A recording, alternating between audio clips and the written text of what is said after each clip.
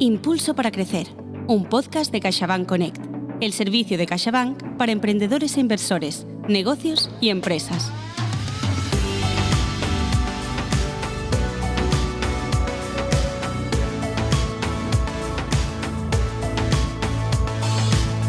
Hola a todos, ¿qué tal? ¿Cómo estáis? Aquí arranca un nuevo episodio de Impulso para crecer. Yo soy Esther Molina y hoy toca hablar de talento. A día de hoy a nadie le puede extrañar que el talento no entienda ni de fronteras físicas, ni de edad, muchísimo menos de género.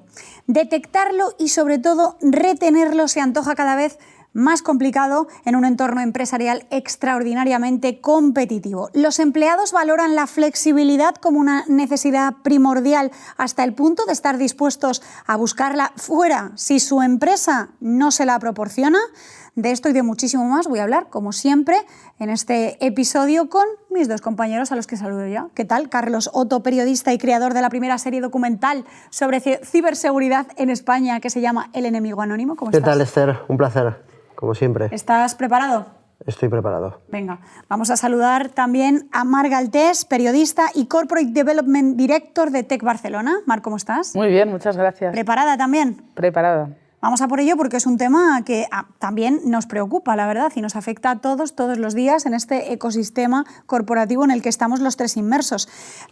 ¿Qué creéis que priorizan las personas con este talento del que estamos hablando a día de hoy a partir de que las compañías las intenten fichar? ¿Es la flexibilidad, digamos, la característica primordial que estamos todos buscando a día de hoy? Yo, fíjate, creo que en este sentido soy un poco iba a decir el Grinch de Dilo, todo lo que no sea el salario. Así en los episodios anteriores. Creo que quitando una noble excepción que son las profesiones que por norma general están muy bien pagadas, el ciudadano medio, el español medio, en lo primero en lo que se fija en una oferta laboral es en el salario. Una vez ahí podemos empezar a hablar, pero lo primero es el salario, porque esto del salario emocional, del que hemos hablado muchas veces, está bien a lo mejor para el que aspira a cobrar 80.000 euros y le ofrecen 60.000, pero no para el que aspira a cobrar 30.000 y le ofrecen 20. Entonces, superada esa brecha económica, ¿qué le puede interesar a la gente? Bueno, pues muchas veces va desde la flexibilidad, que yo a veces no soy del todo entusiasta de la flexibilidad porque a veces implica echar todavía más horas, a cosas como, bueno, que tu empresa tenga una serie de valores que te representen, que sea más o menos sostenible. Yo recuerdo un estudio de Randstad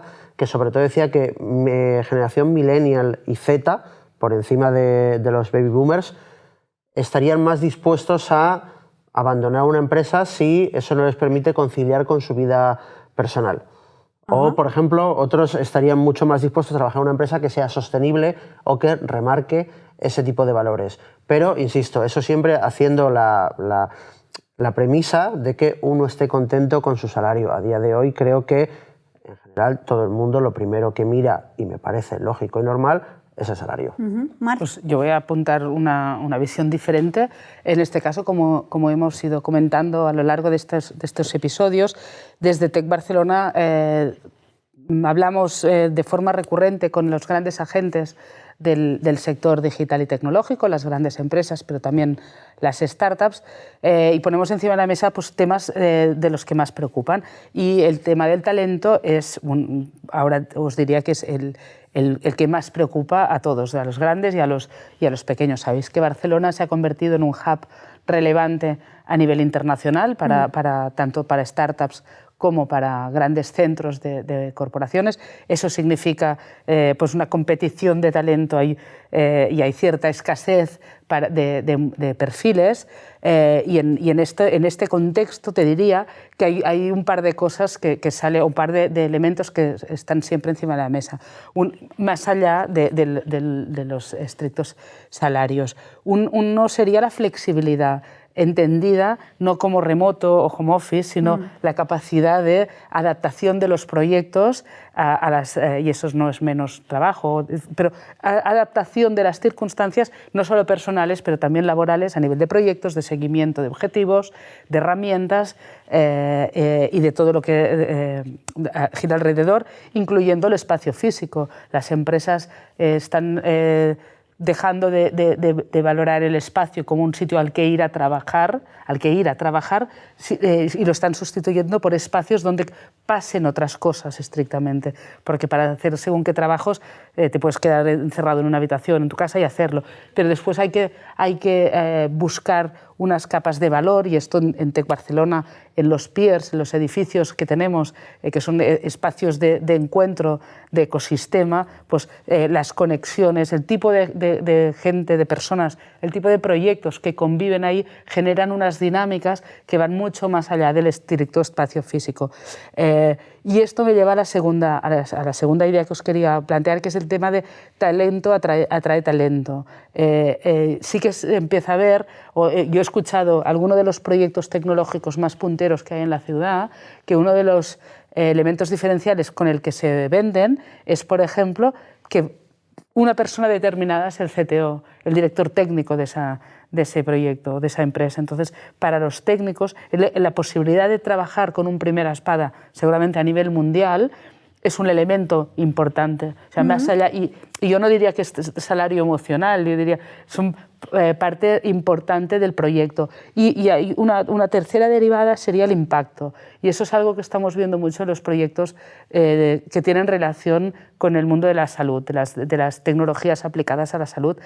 No es, sin desmerecer a nadie, no es lo mismo trabajar para un e-commerce y darle muchas horas al día y muchos esfuerzos a un e-commerce que vende lo que sea, que trabajar para una empresa que está utilizando la tecnología para mejorar el seguimiento de los pacientes en remoto, para que los médicos tengan la información del paciente como si estuviera en el hospital, o la capacidad de poder detectar enfermedades con mucha anticipación, o una serie de soluciones tecnológicas que tienen un impacto muy directo en la vida de las personas. O sea, que eso, creo que son capas añadidas que, evidentemente, más allá del salario, pues el entorno, las personas, los equipos, los espacios, pero también el propósito de las empresas en entornos tan competitivos como el tecnológico en el que estamos, son elementos que tienen mucho peso y que cada vez tienen más peso. Y me venía, fíjate, a la cabeza algún ejemplo que yo he podido conocer de cerca de buenas praxis a la hora de destacar iniciativas como las que comentabas tú para captar y sobre todo para retener talento de alguna pyme que conozco, por ejemplo, Product Hackers, que hacen growth hacking, y recuerdo que, si no me equivoco, destinaban sus dividendos al final de año para ofrecer formación a la plantilla de lo que ellos quisieran. O sea, no tenía que ser, te voy a poner un ejemplo, algunos cogían inglés, pero si yo hubiera querido coger clases de CrossFit, al final es deporte, lo consideramos también una práctica sana y lo hubiera podido coger. De cualquier cosa, clases de baile. Me parece interesante. Hay un ejemplo. Google y Salesforce, por ejemplo, nos dieron hace unas semanas a la comunidad de Tec Barcelona, nos ofrecieron un workshop sobre técnicas de gestión de equipos y de proyectos, y las ponentes eran 3 o 4 trabajadoras de Google y de Salesforce, que ellas tienen unas horas al año disponibles para dedicar a proyectos para terceros, en plan non-profit, y vinieron a hacer la formación de las metodologías internas para compartirlas con otras compañías del ecosistema tecnológico. Qué bueno, pues mira, otro ejemplo. Es curioso, porque cuando hablamos de cómo hacer crecer a un equipo, Carlos, si quieres, con esto voy contigo, automáticamente pensamos en dos vías, ¿no?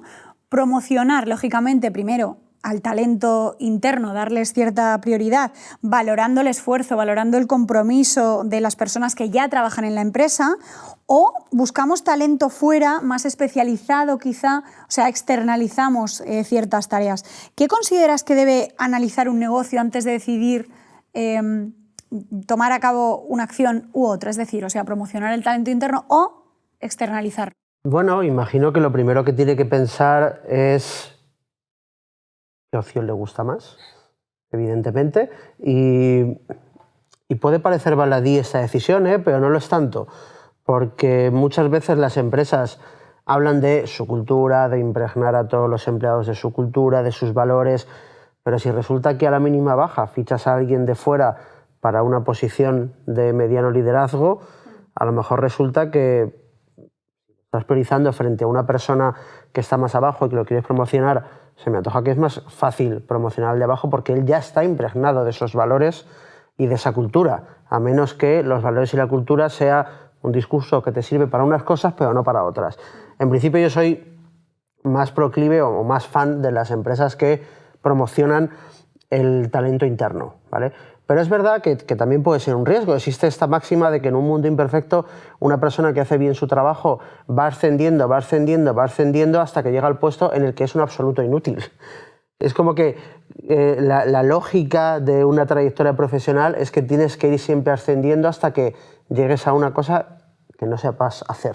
Entonces, bueno, entiendo que las dos opciones son viables, cada empresa tiene que valorar cuál es la suya, pero en cualquier empresa que defienda los valores y esa cultura que siempre ha tenido, hombre, creo que lo primero que debería hacer es mirar a su talento interno para promocionarlo.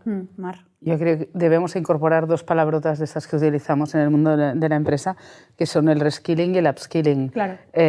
Antes de, bueno, en cualquier caso, mezclar perfiles nuevos, teniendo en cuenta que estamos en un mundo que las tecnologías y el contexto es cambiante, no siempre puedes adaptarte con el talento interno y si hay que crecer hay que incorporar talento y esto puede ser formarlo y coger talento desde las escuelas, las universidades, la formación profesional que hemos hablado antes, pero hay veces que hay que formarlo específicamente y a la hora de formarlo para otras capacidades o para superiores capacidades, la formación cada vez creo que es un tema que es más importante dentro de las empresas, si es que en algún momento no lo ha sido, ¿no? Pero cada vez más, y llevamos en estos videopodcasts, hemos hablado mucho de herramientas, de nuevos modelos, de nuevas tecnologías que son necesarias y que es muy difícil seguir avanzando sin adaptarse a este cambio.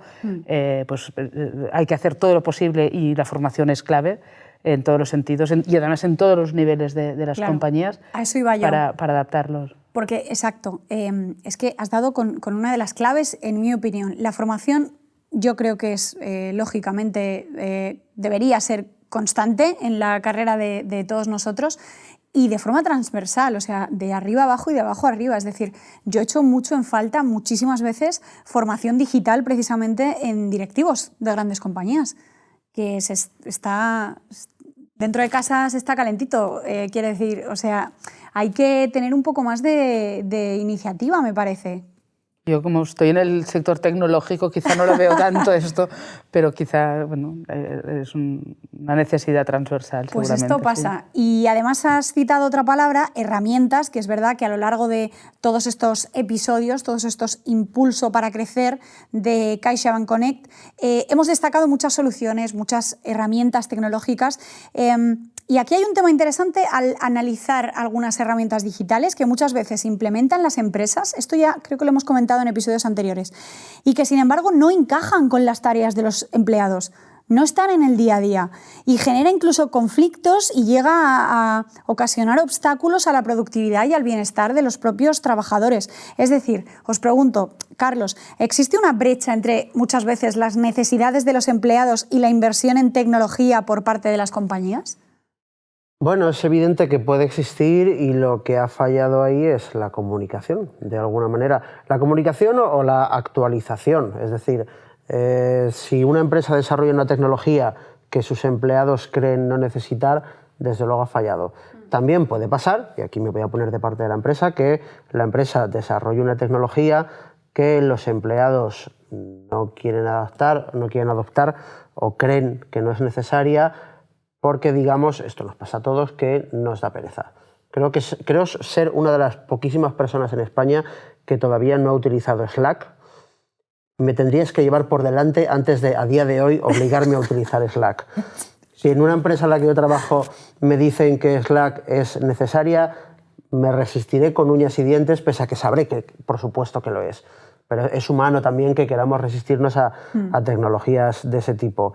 Bueno, hay que hacer el match. Desde luego, si tus empleados consideran que esta herramienta no es necesaria, pues tendrás que convencerles de que sí y acompañarlos con una buena formación en esa herramienta.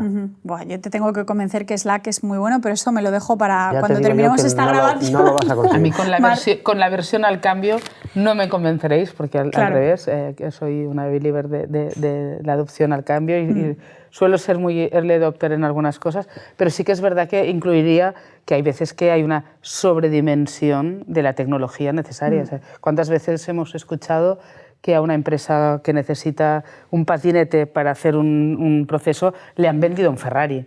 No, es que esto no necesitaban esta herramienta para el uso que le van a dar. Eso también pasa, o sea, no siempre es aversión al cambio o falta de recursos, sino que a veces por el otro lado también hay algunos desajustes que creo que todos se nos vienen a la cabeza nombres concretos de ejemplos. Sí, que no vamos a citar en este momento, pero desde luego tenemos ejemplos.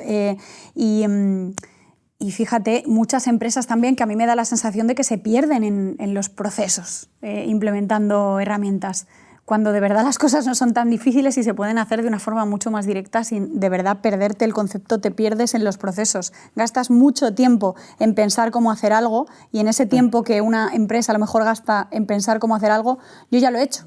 Sí, pero aquí es la diferencia entre una startup, por ejemplo, y una gran compañía. En una startup no tienes el tiempo ni los recursos necesarios para pensar dos veces en cómo hacer una cosa, en pensarla y después hacerla. La haces y ya está.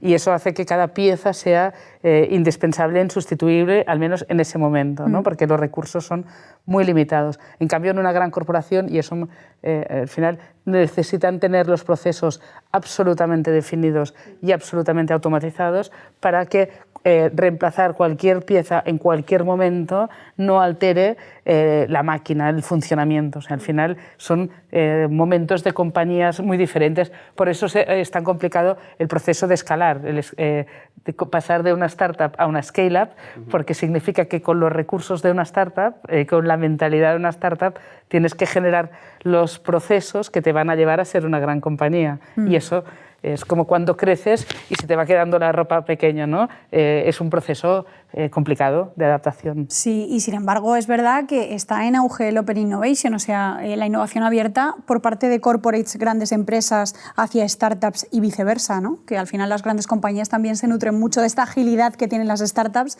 que no pueden alcanzar por sí mismas las grandes empresas, ni de broma, vamos. Es un proceso súper necesario porque al final las grandes corporaciones son las que tienen muchas veces detectadas las necesidades reales del mercado, tienen el acceso a los clientes y tienen los recursos para innovar, pero no saben dónde porque están atrapados en los procesos del día a día.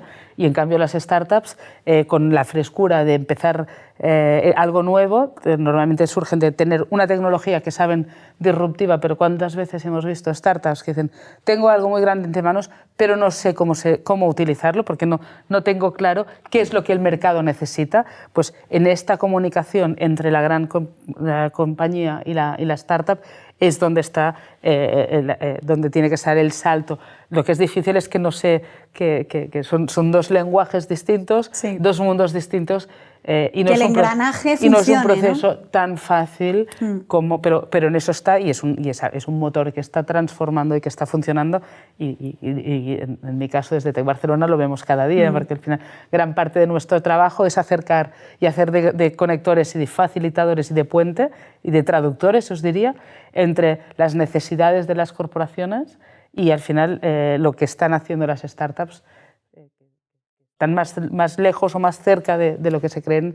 Según que... Estaba pensando, se me venía a la cabeza, no sé si os ha pasado, de trabajar con una persona que venía de una corporate y que ahora ha pasado a trabajar en una startup, porque es muy complicado a veces. Es que la mente les funciona de otra forma. Vienen de hacer otra forma de trabajo.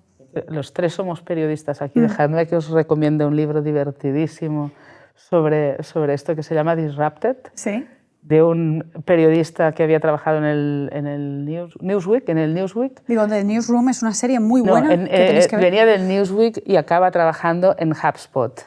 Y no os cuento más. Es divertidísimo, pero es la disrupción y es el choque cultural de una gran corporación, en este caso de un sector en crisis, en declive, empezando a trabajar en un sector absolutamente en auge, con un cambio cultural muy, muy, muy grande. O sea, Pues nos la vamos a apuntar. Me queda muy poco tiempo, pero me gustaría hacer la última pregunta, porque otra de las preocupaciones que afectan directamente al bienestar de los empleados tiene que ver con otro tema que ya ha salido en capítulos, en episodios anteriores de Impulso para Crecer. En este caso estamos hablando del control excesivo o supervisión online exagerada por parte de los responsables de la empresa.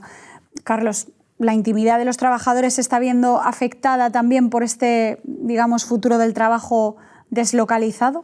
Me temo que sí. En mi opinión es que además hay una palabra, hay un término que puede ser un poco perverso en ambas direcciones, y es flexibilidad. Yo lo siento, pero es un término que le guardo cierta distancia, porque sobre el papel, y muchas veces es así, es algo bueno, es poder trabajar en casa o en la oficina, es poder tener una libre disposición de tu horario o de tus tareas, trabajar por proyectos y no por horarios, en fin, una serie de cosas. Pero también significa una cosa que vimos mucho durante el confinamiento de 2020, que es no hay horarios. Como no hay horarios, tu jefe te puede mandar un correo a las 8 de la tarde. Hablábamos mucho durante el confinamiento de es que muchas personas no están acostumbradas a trabajar en remoto, a teletrabajar, entonces no saben disociar su casa como espacio de trabajo versus su casa como su casa de toda la vida. Bueno, yo ahí tenía dudas de si era un problema de los empleados que no sabían desconectar o organizarse, o era un problema de sus jefes que se pensaban que a cualquier hora les podían mandar un email. Entonces, sí, muchas veces detrás de esa falta de desconexión creo que no está una mala gestión del tiempo o de los recursos por parte del empleado, sino, digamos, una práctica por parte de los jefes que podría ser bastante cuestionable. Mar. Hemos tratado de este tema en algún capítulo anterior y, como os comentaba, desde Tec Barcelona creamos un documento precisamente sobre el tema a partir de las reflexiones obtenidas en un grupo de trabajo con diferentes empresas, grandes corporaciones, pero también startups, y en el que la tesis es que pasamos del remoto absoluto durante la pandemia, que parecía que iba a quedarse para siempre, a un concepto de flexibilidad mucho más aterrizada y que tiene como elementos básicos, entre otros, el tema de la planificación. O sea, flexibilidad no es hacer lo que quiera yo en cada momento, lo que me apetezca, es tener unas normas marcadas. O sea, eso no va, los horarios, pues puedes ser flexible y tú puedes trabajar a la hora que quieras, pero tienes que saber que igual durante unas horas no puedes enviar o recibir emails, una serie de pautas marcadas muy bien definidas, y después también un control, un seguimiento de los proyectos. O sea, que no haya un espacio físico donde todo el equipo está trabajando en equipo todo el rato, pues hay que suplirlo, pues igual con un seguimiento pautado y previamente pactado para ello. Al final yo creo que el tema aquí es un poco lo que ya habíamos comentado. Todo pasa por un mismo dispositivo. Antes salías de la oficina, podías cerrar la puerta y dejar encerrados todos los problemas del trabajo en la oficina. En el momento que en el bolsillo, en el teléfono, llevamos la vida profesional entera y la vida personal entera y el ocio, pues es mucho más difícil hacer esta separación, porque coges el móvil para mirar Netflix o para mirar Instagram y te está entrando un mail de un cliente. O sea, y eso requiere un esfuerzo mucho más grande de autocontrol o de disciplina. Pero yo creo que iremos aprendiendo. Hemos mencionado en algún capítulo también el tema de la etiqueta en el mundo digital. En el mundo tradicional, todos tenemos, hay un consenso social que es de buena y que es de mala educación. En el mundo digital no está consolidado todavía lo que es de buena y de mala educación. Es un aprendizaje. Yo creo que en esto debemos ser mucho más estrictos o incluso rápidos en fijar normas. ¿Qué se puede y qué no se debe hacer? Porque si es una olla de grills, que diríamos en catalán, ¿no? Si es un totum revolutum, que se puede hacer todo en todas partes, se tiene un impacto muy duro incluso en la salud mental de la gente, porque no somos capaces de discernir en qué hora del día vivimos o en qué momento. Pero la necesidad de poner pautas yo creo que nos tiene que permitir ser más ordenados y poder ser flexibles de verdad.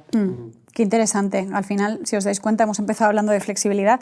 Terminamos este episodio hablando de flexibilidad. Yo me dejo algún tema en el tintero que ahora, si queréis, cuando terminemos de grabar, lo discutimos y, ¿por qué no? Vamos dándole una vuelta de cara a futuros episodios de Impulso para Crecer, como si hablamos de talento en un, digamos, universo tecnológico en el que los tres nos movemos, la importancia de las soft skills, que no son nada tecnológicas, y estas mal llamadas habilidades blandas, que de blandas no tienen nada. Al final son primordiales y son prácticamente la base de todo, ¿no? Como la creatividad, la gestión del cambio, la gestión de los problemas. Infinidad de cosas que, insisto, no nos da tiempo, tenemos que ir acabando. Muchísimas gracias, Mar, muchísimas gracias, Muchas Carlos. Gracias. Os espero en futuras aventuras, en futuros episodios. Gracias de a verdad. ti y gracias a CaixaBank por lanzar esta iniciativa y contar con nosotros. Efectivamente, gracias CaixaBank Connect por crear este espacio, este ágora de conocimiento en el que la verdad hemos estado súper a gusto los tres. Un episodio muy interesante en torno a esta evolución de la captación y la retención del talento digital en nuestro país y lo comentaremos seguro. Vamos, yo me quedo aquí pensando y ahora cuando terminemos les voy a invitar a mis compañeros a seguir reflexionando. Os invitamos también a todos los que nos habéis seguido, como digo, a comentar también, a reflexionar, a que no se quede aquí. Muchísimas gracias y nos vemos. Hasta la próxima. Chao. Impulso para Crecer, un podcast de CaixaBank Connect.